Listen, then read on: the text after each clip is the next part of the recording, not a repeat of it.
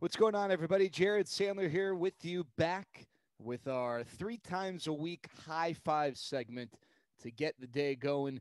Now, typically, the day after a Cowboys game, we'll dedicate all of the Hi-5 to that Cowboys game, but it's kind of the same old broken record. There's too much stuff going on elsewhere to ignore, and well, we've been on a 2 to 3 week vacation with this. So we'll get to the Cowboys in a second. I want to start with Rangers news. It's been a big week for the Rangers. John Daniels, no longer the GM, remains as president of baseball operations. Former Ranger, DFW native, Highland Park grad, Princeton alum, Chris Young is now the GM of the Rangers, of the ninth GM in franchise history.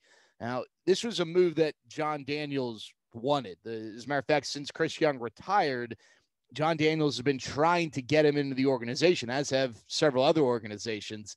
Uh, Chris Young is thought of as incredibly bright, forward-thinking, a great communicator, a great leader. I was told by someone that the role that Thad Levine filled as just a social connector is one that Chris Young could perhaps fill. And it's not that John Daniels does not have those abilities, but as I was told by one GM, it's tough to do everything. The baseball stuff and the social stuff and this and that, and John Daniels and his team probably haven't been able to fill the Thad Levine role since Thad left. Chris Young will be able to do that. Uh, Now, his impact is not going to be felt right away. As he even indicated, there's going to be an acclimation process, not only learning the organization and familiarizing himself with that, but this is someone who hasn't been in a major league front office. So just learning the nuances of being a GM, and John Daniels will be there to help show him the ropes. You can say whatever you want about John Daniels, but the reality is in 2010, 11, 12, 13, 15, and 16, he put together teams good enough to win the World Series. That's all he can do. He can't swing it. He can't pitch it. He can't field it. But he put the Rangers in positions to win. Unfortunately, for one reason or another, each year it just never quite was able to happen the way that we all wanted. John Daniels is still going to have a big footprint on this organization. He and Chris Young will help shape the future, the next wave, the next era. And trust me when I say that is a good thing for the Texas Rangers. Now, John Daniels, not Chris Young, John Daniels pulled the trigger on a trade 2 days ago. Lance Lynn to the White Sox, Dane Dunning and Avery Weems to the Rangers. As JD indicated, you can get excited about prospects all you want, but you always want to be the team that's acquiring the established stud. That's the White Sox. That's because they're in a position to win, and you always want to be in that position, and that's where the Rangers are trying to get to. Dane Dunning, is he a top 5 prospect in Major League Baseball? No. Top 50? No. These guys don't get traded anymore, especially not for someone who's got just 1 year of control in Lance Lynn. I mean, superstars sometimes can yield the super stud prospects. Heck, Mookie Betts, who is a megastar, didn't really yield anything that significant in return. I know there were some other factors, but still, we're talking about one of the maybe 3 to 5 best players in the game with 1 year of control. So Lance Lynn certainly isn't going to be able to yield that sort of return. I thought the Rangers came out really well, and the industry opinion, I think, points in that direction to get someone like Dane Dunning, a major league ready player who's probably the best young starter at the big league level for the Rangers, might even be their best starting pitcher this year. If he exceeds expectations, with which players do, I mean, as we know, not every projection expectation pans out to be true. We're talking about a guy that could be a number 2 starter in the rotation, more likely that it's he slots in as a number 3 or a number 4 once you start to build your rotation. But those guys are important. Those guys matter. Those guys start playoff games for you.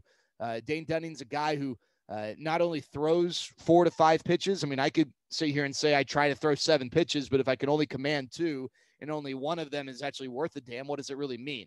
He can throw 5 pitches. He can command 5 pitches. He can use 5 pitches effectively. He's said that the 4-seam fastball is probably the one that needs the most work. His best fastball is his 2-seam or his sinking fastball, however you want to characterize it. This is a good move. Avery Weems is a potential back end of the bullpen stud. They're going to give him a chance to show his worth as a starter this year, to start the season in either high A or double A. But this is a guy who at the big league level could very well make an impact as a reliever. It will be interesting to see how Avery Weems' journey plays out expect Dane Dunning to be in the major league rotation to start the season. Lance Lynn was awesome. He was a stud. I loved watching him pitch, but it just makes too much sense to move him. The White Sox are in a position where they can win now. Lance Lynn, a free agent at the end of this year. There's more value for the White Sox in having Lance Lynn than the Rangers. The Rangers' value with Lance Lynn is what just happened, getting someone back in return. Lance is a free agent at the end of the year. Maybe the Rangers bring him back. All right. Let's get to the Cowboys-Ravens game yesterday. This was tough to watch because it's never fun when a team just runs down your throat. To me, it is way more nails on a chalkboard of an experience when your football team is just getting bludgeoned by the run, because it's death by paper cut, if you will. 6 yards, 7 yards, 12, 6, 5, 4, maybe a 2-yarder here, maybe a 1-yarder here, 12. I mean, they gave up nearly 300 yards on the ground. Now, one of the big stories before the game, other than Des Bryant and his continued immaturity, is what Jimmy Johnson said. He said the Cowboys' priority was a really weird comment. Cowboys' priority should be to lock up Dak Prescott, but if they are in a position to draft one of these, franchise quarterbacks, they need to do that too. That to me makes no sense. I think Jimmy Johnson's speaking from a different era. And yesterday is a prime example why. The Cowboys have next to nothing on defense. Honestly. I mean, who excites you for the next 3 to 5 years?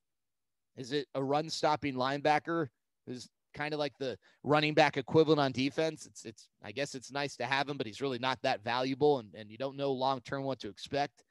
I guess Trayvon Diggs, maybe, although there's some growth that's needed there.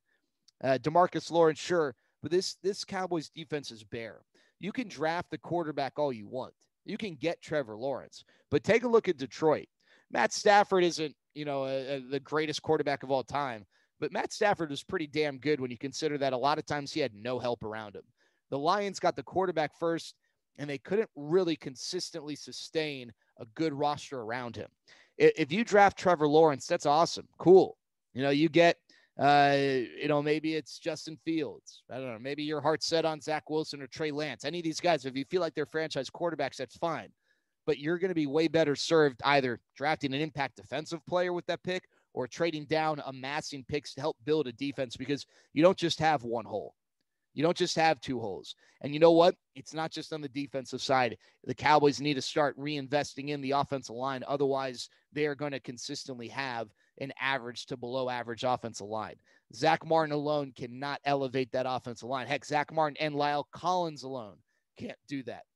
Maybe Tyler Biadasz is the answer in the middle, but what we know is that can't really rely on Tyron Smith anymore. You don't have Travis Frederick.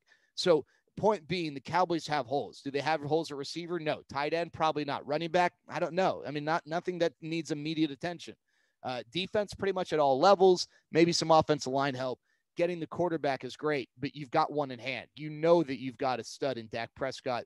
No reason to waste a pick on someone you don't know is going to be a stud. A lot of people are sure that Tua Tagovailoa is going to be the next greatest thing, and I'll be honest with you, I haven't seen it yet. I haven't come close to seeing it yet. So Trevor Lawrence, is he the next greatest thing? He might be, but you don't need the next absolute greatest thing, because I'm going to tell you something. He's not Patrick Mahomes. You need to build a team, and the Cowboys are not anywhere close to having a complete team. So I agree with Jimmy's first part. Let's lock up Dak. Let's get some cap help in so doing and not giving him the franchise tag. I'll take that risk knowing that I've got a guy that can do it, as opposed to drafting the quarterback and continuing to leave several holes open. Because the reality is, yeah, you've got rounds 2 through 7 after that, but hitting on all those rounds, it's not easy. All right. And finding the super stud that can lead your defense, as you get deeper in the draft, it's not that easy. Can you find guys that are rotational players or starters? Yeah. But the guys that are really going to make the difference, they more often than not exist in the first 2 rounds, especially when you've got what's likely going to be a top 5, certainly a top 10 pick. All right, let's go to my NFL top 5. The Chiefs are number 1. They've been number 1. The Steelers' loss did not change that. The Chiefs are the number 1 team. We've seen that they can win the low-scoring games in which their offense is not firing on all cylinders. But to me, they are still the best team in the NFL. Number 2, I'm going to give it to the Packers right now, a coin flip over the Saints, simply because I'm going to give Aaron Rodgers the edge over either Drew Brees or Taysom Hill. The Saints have a little bit better D. The Packers are good against the pass. They have a tough time against the run, although it does seem to be getting better with Kenny Clark's return and his health. I'm going to give the Packers the number 2, but I'm not nearly as confident in anything in the NFC as I am as the Chiefs being the best team in the NFL. The Saints are number 3. Their defense is really starting to come to life. They did not get off to a great start this year defensively. They did not appear to be dominant in any way, but they have been here recently. Marshawn Lattimore is having a great season. They do a nice job against the run. I mean, this is going to be weird to say. I don't think Taysom Hill is the world's greatest option. I'm just curious to see what they look like when Drew Brees comes back, because I do think Drew Brees, while almost all of his career he's been a part of the solution, I wonder if come playoff time, his inability to really get the ball out beyond 15 yards is going to be an issue. But, it does seem like they'll be able to work around that with all their weapons. But I don't know. I got the Saints at number 3. There's something about them that just doesn't seem fully there. The Steelers are number 4. I know it's easy now to say, oh, they're not that good. They just thought whatever. No, it's still a really good team. They never were the best team in the NFL. Their record was deceiving in that way, but they're still a really good team. They've got a strong defense, a ton of weapons offensively.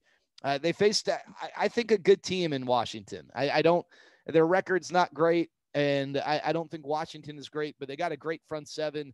They're the type of team that could give the Steelers some problems. It's been a wacky couple weeks for the Steelers as well with the Ravens COVID stuff. Not a big deal that they lost. I'm not going to overreact too much, but I'm going to put them in 4th right now. Number 5, we're going to go with the Buffalo Bills. Again, this is a defense that maybe wasn't as good or hasn't been as good as people expected, but Tre'Davious White is having a good year. They're really starting to figure things out defensively, and that is a dynamic offense. Josh Allen showed on Monday evening, the second game of that double dip, how good he really is. This is a special player. They've got a diverse receiving core with Cole Beasley and Stephon Diggs. Plus, you got Dawson Knox at tight end. They don't have a great running back, but they do have Devin Singletary and Zach Moss that come together to do a nice job. So I go with the Bills, number 5, the Rams, the Bucks, just on the outside looking in. And then I put the Browns beyond that. They had a great win last week, but I still need to see a little bit more. All right, finally, guys, college football. There's a lot of chatter that OSU, Ohio State, and A&M need a play, and that let's make this thing happen. Ohio State needs a game. Both teams have an open date. Let me tell you something. There is zero incentive whatsoever for Ohio State to play. I understand the whole competitive spirit. Well, they if they're so good, it shouldn't matter, blah, blah, blah. 2 things to me are true. I don't ever want to hear Ryan Day or anyone from that Ohio State program under its current regime say we'll play anyone, anywhere, any day, anytime, whatever, because you won't. That's not true. Stop saying that. A lot of teams need to stop saying that. The second part of this is that I don't blame them. What does Ohio State have to gain? Ohio State the Big Ten is not going to allow Ohio State to not be in the Big Ten championship game. They're already kind of getting a little squeamish about the rules that they thought they said, and whatever, saying it's a fluid situation, what have you. There's zero benefit for Ohio State. There's only benefit for A&M. A&M wins. A&M's in the playoff, or at least they got a really good chance to be in the playoff. Ohio State wins. Nothing changes. There is zero gain for Ohio State to do this, especially in what would be a short week without proper preparation. I don't blame Ohio State for not wanting to play. I also think Ohio State should never be able to say we'll play anyone, anywhere, any day, any time under this current regime, because you won't. But I also don't blame you for not doing it. That's our high five.